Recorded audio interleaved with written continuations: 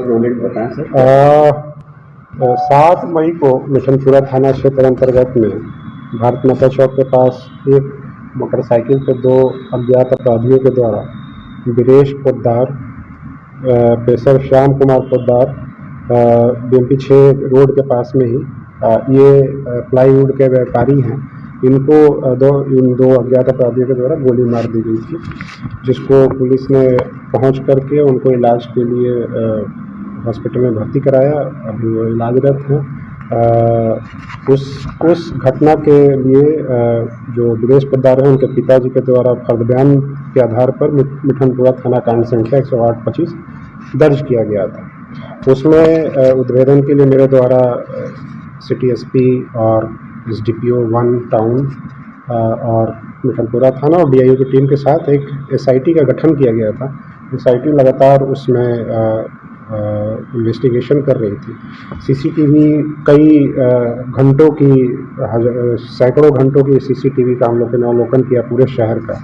उसमें जो motorcycle use किया गया था अपराधियों के द्वारा गोली मारने के लिए, उसका हम लोगों को पहचान हुआ। उसके आधार पे जो उसका मालिक है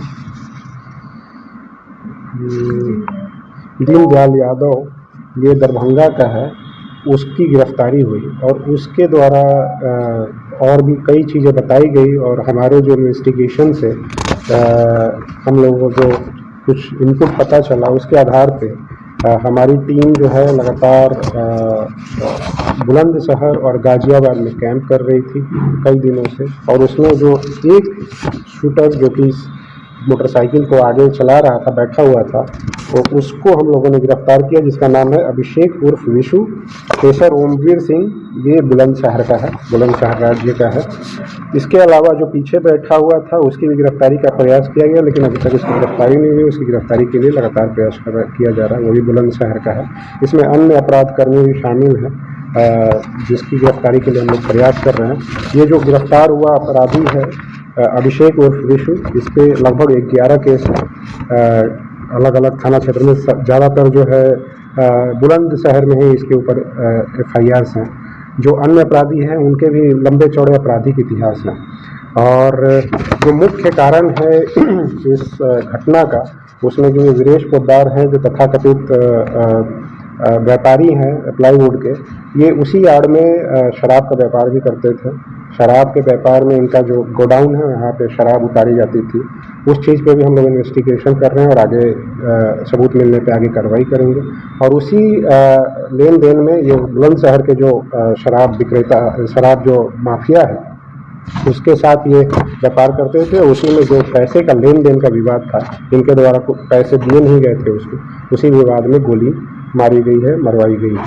तो इसमें हम लोगों ने उद्भेदन किया है। जो अन्य गिरफ्तारी के लिए है, लगातार हम लोग कोशिश कर रहे हैं। और जो पहली गिरफ्तारी हुई थी वो 1 दिन के बाद ही हो गई थी, और उसको हम लोगों ने फॉरवर्ड कर दिया था न्यायिक हिरासत में।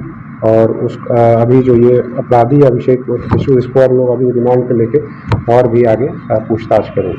नहीं, हथियार बरामद नहीं हुआ, पर जो आगे बैठा हुआ था सीसीटीवी में दिख रहा है, वो ही अभिषेक विशु है।